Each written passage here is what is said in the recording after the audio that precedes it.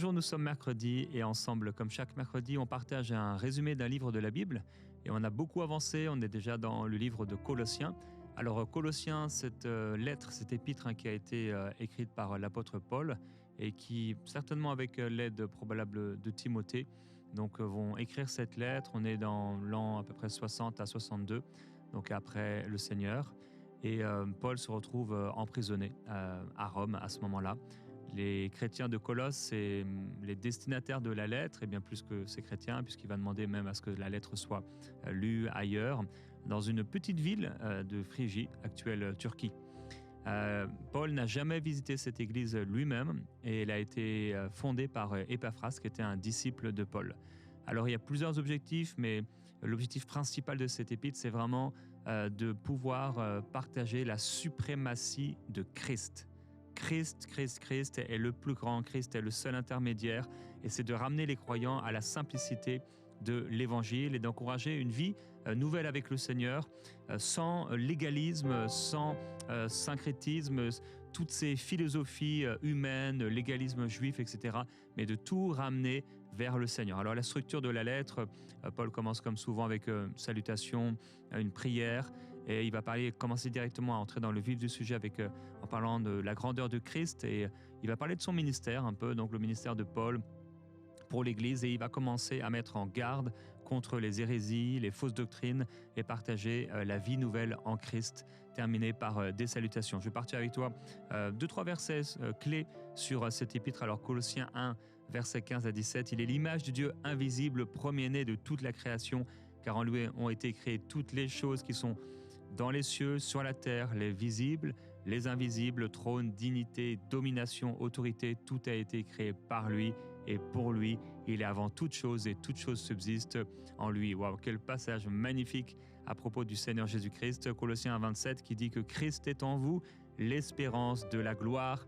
Et cet encouragement, chapitre 2, prenez garde que personne ne fasse de vous pas sa proie par la philosophie et par une vaine tromperie, s'appuyant sur la tradition des hommes. Et on pourrait partager aussi Colossiens chapitre 3, si vous êtes ressuscité avec Christ, cherchez les choses d'en haut, Christ est assis à la droite de Dieu, affectionnez-vous aux choses d'en haut et pas à celles qui sont sur la terre. Alors plusieurs particularités de cette épître. C'est vraiment l'épître où on va retrouver la christologie, ce qui s'appelle la christologie, vraiment à propos de Christ, la plus élevée du Nouveau Testament. On en a lu un morceau ensemble. Et face aux hérésies, réduisant Christ en fait à un intermédiaire parmi d'autres, c'est ce qui se passait un peu à l'époque dans ce contexte, Paul va affirmer que la plénitude de la divinité habite en Christ. La plénitude de la divinité habite corporellement en Christ, et c'est l'antidote contre toute forme, comme je vais partager, de légalisme, de mysticisme, de philosophie vide qui vont quelque part détourner de la suffisance de Christ. Et encore aujourd'hui, on le sait, même dans les religions dites chrétiennes, on peut détourner de Christ par plusieurs intermédiaires. Les gnostiques disaient en fait que la plénitude divine, elle était fragmentée entre divers intermédiaires. Et Paul est en train de leur dire à travers cette épître, non, il n'y a pas d'autre intermédiaire. Toute la plénitude habite en Christ seul. Alors, cette lettre va être apportée par Tychik, par Onésime, à ses frères et ses sœurs là-bas. Et donc, on y trouve des instructions précieuses aussi sur la vie familiale, spirituelle. Il y a un style et un vocabulaire qui lui est propre, avec des phrases qui sont longues. Par exemple, chapitre 1, il y a 5 ou 6 versets, c'est une seule phrase, un vocabulaire qui est riche, qui est varié.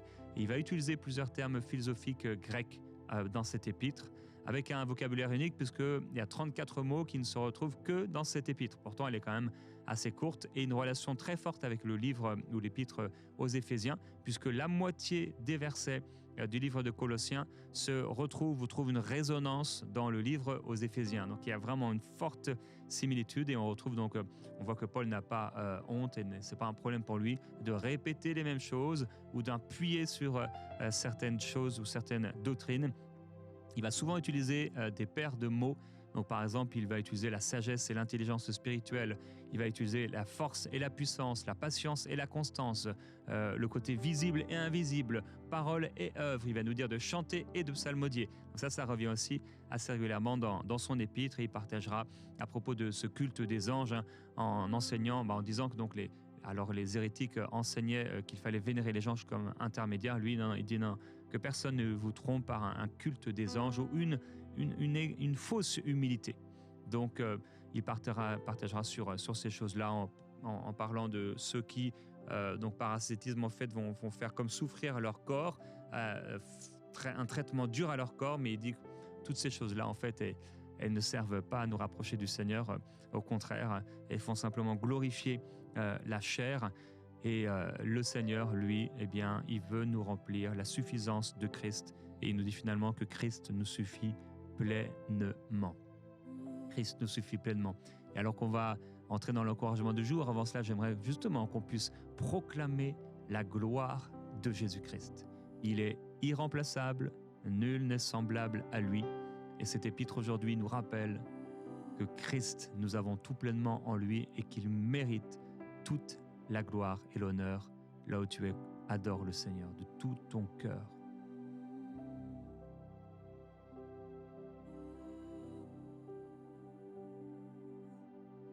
À tes pieds, Majesté, nous t'offrons nos louanges. À tes pieds, Majesté, nous contemplons ta grâce. Oui, à tes pieds, Majesté, nous t'offrons nos louanges. À tes pieds, Majesté, nous contemplons ta grâce.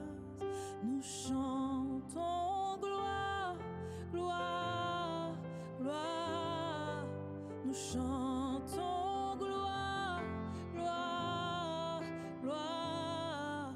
Nous chantons gloire, gloire, gloire à l'agneau.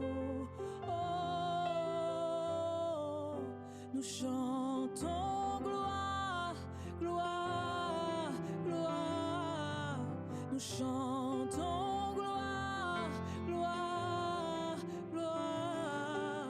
Nous chantons gloire, gloire, gloire.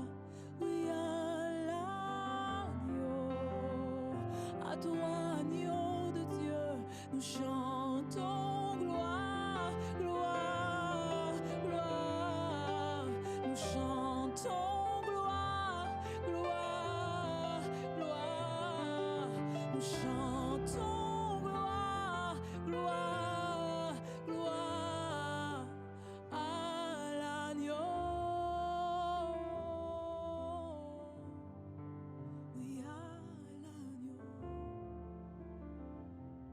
Tu mérites la gloire, agneau de Dieu. Oh, oui, à toi, l'agneau. Alléluia, Seigneur notre Dieu, on se tient devant toi parce que tu mérites la gloire, tu mérites l'honneur, Seigneur. Si nous sommes là, c'est un pur effet de ta grâce. Et nous courbons nos êtres et notre volonté devant toi. Et on prie que ta grâce se manifeste dans nos vies, Seigneur mon Dieu. Nous avons désespérément besoin de toi. Nous avons désespérément besoin de ta présence dans nos vies, Seigneur. Merci pour qui tu es. Merci pour ton amour. Merci pour la grandeur de ton nom dans nos vies, Père. Amen. J'aimerais prendre un temps pour t'encourager aujourd'hui, comme on l'a entendu. On recherche la gloire de Dieu. C'est lui qui est au-dessus de tout. Et je crois que c'est important de reconnaître la grandeur de Dieu, de savoir qui il est et qui nous sommes. Lorsque Dieu a créé les cieux et la terre, à un moment donné, il a créé le jardin d'Éden et il a placé l'homme dans ce jardin. Il a créé Adam et Ève, il les a mis dans ce jardin qui était juste magnifique, extraordinaire. Et il y avait juste une restriction. Ils ne devaient pas toucher à un arbre. Et puis, un jour, malheureusement, le serpent est entré dans ce jardin d'Éden et il a jeté un hameçon, il a jeté un piège qui, bien souvent, malheureusement, c'est un piège qu'il nous jette et dont nous avons tendance à succomber. Il les a eus par l'orgueil. Il leur a dit, si vous mangez de ce fruit, en fait, vous serez comme des dieux. Et l'hameçon a été jeté. À partir du moment où Adam et Ève ont voulu être autre chose que ce que Dieu les avait créés, alors ça a été malheureusement le début de la fin. Ils ont pris ce fruit qu'ils ont mangé afin d'être comme des dieux. Et là, ça a été la chute. On doit comprendre que l'homme a été créé à partir de la poussière du sol. Et sur la poussière du sol, la première couche de la terre, ça s'appelle de l'humus. Et de l'humus, on a tiré le mot humilité, humiliation, mais également le mot homme. Et nous avons été créés avec de l'humus. Nous sommes des hommes, Dieu est Dieu, et nous sommes des hommes. Et à partir du moment où l'homme a voulu être autre chose que ce que Dieu avait projeté pour sa vie, l'orgueil a amené la chute. Et j'aimerais vous impacter à travers cet encouragement à réaliser que, en fait, il y a des défauts, des péchés, comme il y a des vertus qui sont différentes des autres et qui peuvent bouleverser totalement notre vie.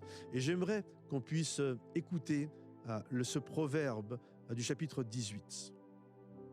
L'orgueil précède la chute, mais l'humilité précède la gloire. On doit comprendre que l'orgueil n'est pas un péché comme les autres et l'humilité n'est pas une vertu comme les autres. Je me souviens un jour, j'étais dans une église et puis j'ai discuté avec le pasteur et là, le pasteur m'a montré un petit groupe avec lequel il y avait quelques tensions. Puis là, il me dit, tu vois, ce gars-là, il a un problème avec la pornographie. Celui-là, il a un problème avec l'alcool. Puis 2-3 péchés, addictions comme ça. Puis à un moment donné, il s'est tourné vers une personne et puis il me dit, lui, il a un problème avec l'orgueil. Et ça m'a fait bizarre quand il m'a dit ça parce que j'ai vu qu'il mettait l'orgueil au même plan que les autres péchés. Alors je sais que le salaire du péché, c'est la mort et il n'y a pas de classement. Je veux dire, le moindre péché fait que nous sommes privés de la gloire de Dieu. Néanmoins, il y a quand même des péchés qui ont un impact différent. Il y a une différence entre une maman qui va voler un morceau de pain pour nourrir son enfant et quelqu'un qui abuse un enfant. C'est quand même pas la même chose, même si les deux sont des péchés, comprenez-vous? Et on doit comprendre que l'orgueil n'est pas un péché comme les autres. L'orgueil, c'est la racine, c'est le problème des problèmes. C'est quelqu'un qui rentre dans mon bureau en tant que pasteur parce qu'il a regardé de la pornographie. En règle générale, il regarde ses pieds, il a honte et je sais que je vais pouvoir l'aider. Je sais que je vais pouvoir aider les gens qui sont dans toutes sortes de problèmes et d'addictions. Mais quand quelqu'un est frappé par l'orgueil et que je dois traiter le problème, la personne rentre dans mon bureau, elle bombe le torse et je sais que ça va être compliqué. Comprenez-vous? Je sais que ça va être compliqué parce que l'orgueil n'est pas un péché comme les autres. En fait, on doit comprendre que l'orgueil, c'est une puissance, littéralement, qui nous métamorphose. Vous savez pourquoi l'enfer a été créé? L'enfer a été créé parce qu'un jour, il y a un ange qui s'appelait Lucifer, le porteur de lumière, le conducteur de la louange. Et la Bible nous dit que cet ange, dans son cœur, a conçu de l'orgueil. Il a voulu prendre la place de Dieu. Et à cause de ça, ça nous fait tellement, j'aimerais tellement que nous puissions chacun le réaliser. À cause de ça, à cause de son orgueil, Lucifer, qui à la base n'est pas péjoratif, c'est un très beau nom, ça veut dire le porteur de lumière. En fait, Lucifer est devenu Satan. L'orgueil n'est pas un péché comme les autres. Il a la capacité de prendre un ange et d'en faire le diable. Comprenez-vous? Et tous les anges qui ont suivi Lucifer par suffisance sont aujourd'hui les démons en activité sur la terre. Donc, ne pensez pas que l'orgueil est un défaut comme les autres. À cause de l'orgueil, le diable est né et à cause de l'orgueil, l'enfer a été créé. De la même manière, si nous sommes sauvés aujourd'hui, c'est grâce à l'humilité de Jésus. La Bible nous dit dans Philippiens qu'il n'a pas regardé alors qu'il était l'égal de Dieu. Il s'est arraché de tout ça et il est venu sur la terre. Il est né, lui le roi d'humilité, il est né dans une étape. Il a marché parmi nous, il a enseigné l'amour, il a enseigné l'humilité, Il nous a enseigné de regarder les autres comme étant supérieurs à nous-mêmes. Lui, le roi des rois, s'est fait simple homme et il est mort par l'humiliation de la croix. C'est pour ça qu'aujourd'hui, tout genou fléchira devant lui. En fait, si je suis sauvé, si nous avons accès au ciel, c'est grâce à l'humilité de Jésus. Quand il y a un pécheur qui se repent, même si c'est le plus vil, le plus bas des pécheurs, qui a fait toutes sortes de folies, à partir du moment où il met le genou à terre, qu'il demande pardon à Dieu, Dieu est capable de le prendre, de le restaurer, de le relever, de le pardonner et de le déclarer enfant de Dieu. Comprenez-vous? Par l'humilité d'accepter Jésus dans sa vie, nous pouvons être transformés de vils pécheurs en enfants de Dieu. Ne croyez pas que l'orgueil et l'humilité sont un péché ou une vertu comme les autres. Ce sont deux puissances de métamorphose. L'une, le péché de l'orgueil, c'est l'essence même de l'enfer, alors que l'humilité, c'est l'essence du ciel. L'un nous ouvre l'enfer, l'autre nous ouvre le ciel. Vous savez ce qui nous disqualifie dans la vie? On a tous péché, on est tous privés de la gloire de Dieu. Donc, aujourd'hui, pourquoi il y a des gens qui sont sauvés et d'autres qui ne sont pas sauvés? Ce n'est pas une histoire de péché, on a tous péché. En fait, c'est une histoire de repentance. En fait, c'est l'absence de repentance qui nous disqualifie. L'absence de plier le genou devant Dieu par humilité, de s'humilier devant Dieu. En fait, ce qui nous disqualifie, c'est ça. Mais tous ceux qui par humilité plient le genou devant Dieu, s'humilient devant Dieu, alors ils sont déclarés enfants de Dieu. L'orgueil et l'humilité sont des puissances de métamorphose. Et j'aimerais t'encourager à réaliser la beauté de s'humilier devant Dieu. Ça ouvre le ciel. Je me souviens la première fois de ma vie que j'ai ressenti la présence de Dieu. J'avais 13 ans. Un ami à ma mère m'avait inscrit dans un camp de jeunesse. Et je me suis retrouvé dans ce camp de jeunesse. Et puis, je me souviens, c'était cool. C'était un camp qui durait 2-3 jours. Et là, il y a eu un moment de chant avant la réunion. Pendant la réunion, il y avait un moment de louange. Et la louange, elle était tellement devenue forte que je ne comprenais pas ce qui se passait. Je n'étais pas du tout chrétien, je ne savais pas ce qui se passait. Et là, j'étais assis sur ma chaise et je commence à sentir les larmes qui arrivent. Mais moi, dans ma petite tête de gars de 13 ans, d'origine sicilienne, pleurer devant des gens, pleurer même c'était inconcevable dans ma tête. Et je me suis levé, j'ai couru, je me souviens, et je suis parti me cacher dans les toilettes. Et là, ça s'est arrêté.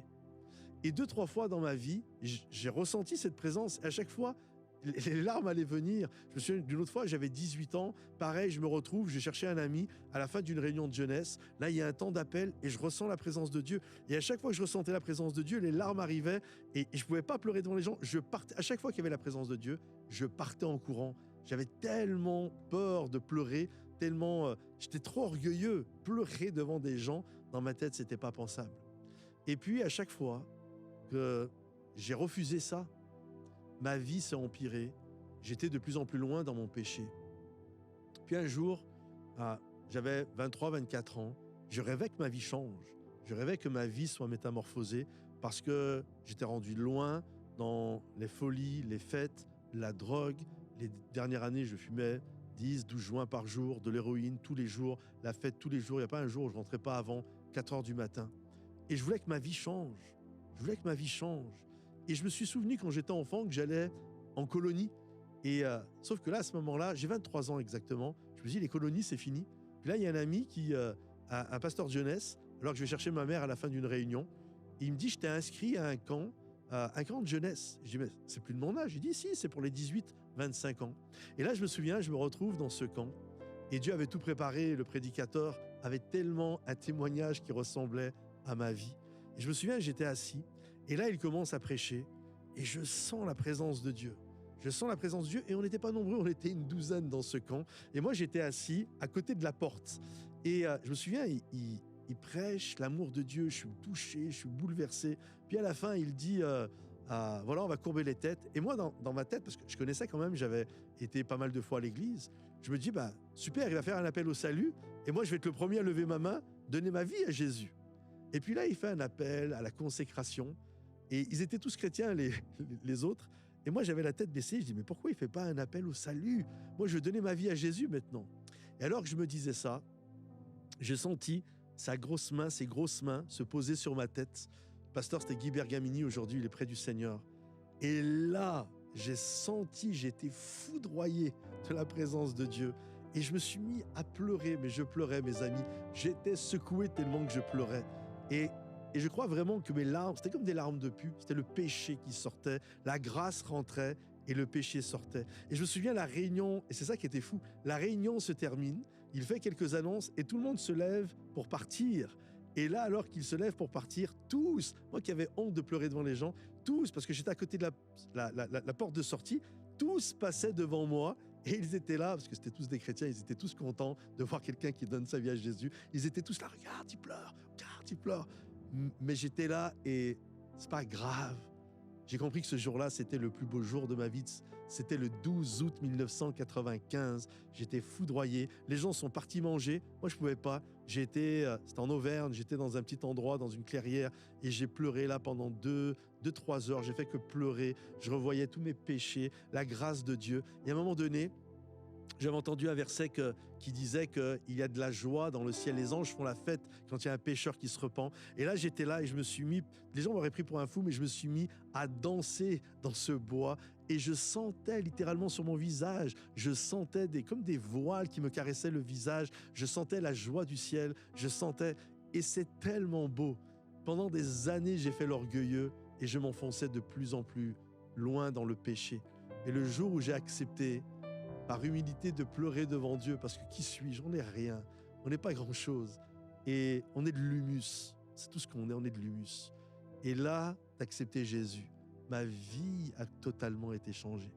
L'orgueil et l'humilité, c'est deux puissances qui métamorphosent et qui changent diamétralement votre vie. Et je t'encourage aujourd'hui à demander l'humilité de Dieu, à t'humilier devant Dieu.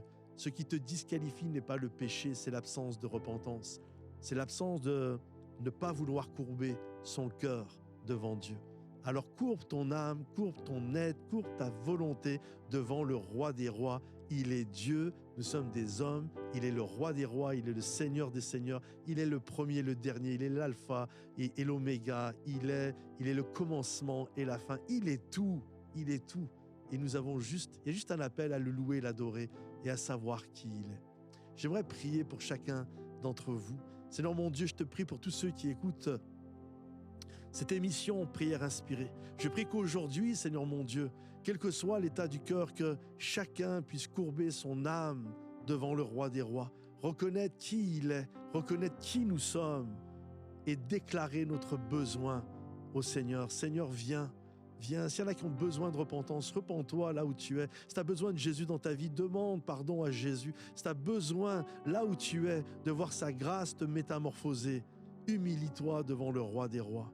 Il est celui qui va bouleverser et changer ta vie. L'humilité va métamorphoser ta vie parce que tu deviens candidat à la bénédiction de Dieu. L'orgueil précède la chute, mais l'humilité précède la gloire. Dans le nom de Jésus, Père. Amen.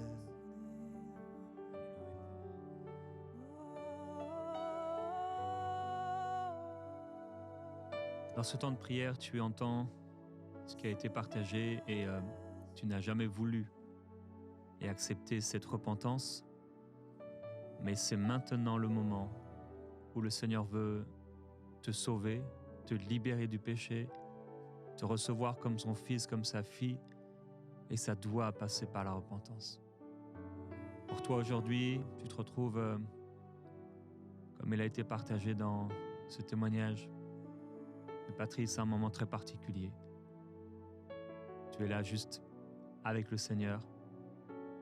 Sa main est sur toi, tu ressens la main du Seigneur sur toi, dans ton cœur. Tu sais que ces paroles sont véritables et tu connais même peut-être l'Évangile déjà depuis longtemps, mais c'est aujourd'hui le jour du salut. Si c'est toi, tu es prêt vraiment, sérieusement à te repentir, alors ça va devenir un jour de miracle pour toi et de salut, de délivrance, où tout va changer. J'aimerais que tu puisses faire cette prière après moi, en t'adressant à Jésus. Dis-lui, Seigneur Jésus, je viens à toi Et je te demande sincèrement pardon. Je veux vivre une vraie repentance. Pardonne-moi. Je suis sincère, Seigneur. Je ne veux plus de la religion. Je ne veux pas être le maître. Je veux que tu sois le maître. Je veux que tu sois mon Seigneur. Que tu diriges ma vie. Sauve-moi, Seigneur Jésus-Christ. Alors que tu es mort à ma place, que tu as porté mes péchés, pardonne-moi, Seigneur. Pardonne-moi. De tout mon cœur, je viens à toi. Et je te donne mon cœur. Je te donne ma vie. Fais de moi ce que tu veux. Pardonne-moi pour mes erreurs. Donne-moi une vie nouvelle. Viens habiter dans mon cœur. Seigneur Jésus, donne-moi ta paix. Merci Seigneur. Amen. Père, je veux prier pour chacune de ces personnes. Ta parole déclare que tu ne rejettes pas celui qui vient à toi. Père, merci pour ces prières sincères qui se sont élevées. Ce témoignage que nous avons entendu est le témoignage pour quelqu'un, comme un hameçon qui a été lancé pour une vie sauvée. Merci pour cette vie nouvelle, Seigneur. Merci pour cet homme, cette femme qui devient ton enfant et dont tu vas prendre soin, qui va pouvoir grandir avec toi, marcher avec toi, vivre pour toi et devenir utile entre tes mains. Nous brisons toute malédiction au nom de Jésus-Christ. Nous déclarons que cette personne est bénie, maintenant, entourée de ta grâce et de ta faveur. Alléluia. Alors ne t'inquiète pas, si tu as fait cette prière, le Seigneur est avec toi. Et même si ça secoue, même si ça secoue dans les prochains jours, le Seigneur est avec toi. La prochaine étape, il faut que tu te fasses baptiser. Il n'y a pas de baptême d'enfant dans la Bible. Fais-toi baptiser. C'est l'heure, c'est le jour, c'est le moment. Jésus a dit, celui qui croira, qui sera baptisé, sera sauvé. Fais cette étape. Va dans une église qui croit dans toute la parole de Dieu et sois baptisé au nom du Seigneur Jésus-Christ. Alléluia. Peut-être on va terminer en prière. Si Patrice, tu peux peut-être terminer en priant. Alléluia. Seigneur Jésus, je te prie pour toutes ces personnes qui sont là aujourd'hui et qui ont entendu toute cette émission, Seigneur mon Dieu, tu as entendu parler de la gloire de Dieu. Tu as entendu combien il est important de courber son âme devant le roi des rois et ce que peut engendrer de rester entêté dans l'orgueil. Je prie, Seigneur, pour que des âmes, Seigneur, se tournent totalement à toi, parce que tu es celui qui nous veut du bien, parce que tes bontés se renouvellent chaque matin, qu'elles ne sont pas arrivées à leur terme, parce que c'est la journée que l'Éternel a créée. Et je prie qu'aujourd'hui, plusieurs saisissent la main tendue de Dieu. Il n'y a personne qui est trop sale pour notre Dieu. Il y a juste des gens orgueilleux qui ne veulent pas s'humilier, mais aujourd'hui, humilie-toi devant Dieu. Dis simplement, j'ai besoin de toi, Jésus. Et le Seigneur va venir. Il te tend la main encore aujourd'hui. Il va te restaurer, te relever, t'amener devant le trône de la grâce et te déclarer enfant de Dieu. Seigneur mon Dieu, je prie pour chaque personne que ta bénédiction, ton amour, ta miséricorde et ton pardon soient notre partage. Tu es le Dieu de notre salut, Père, dans le nom de Jésus. Amen.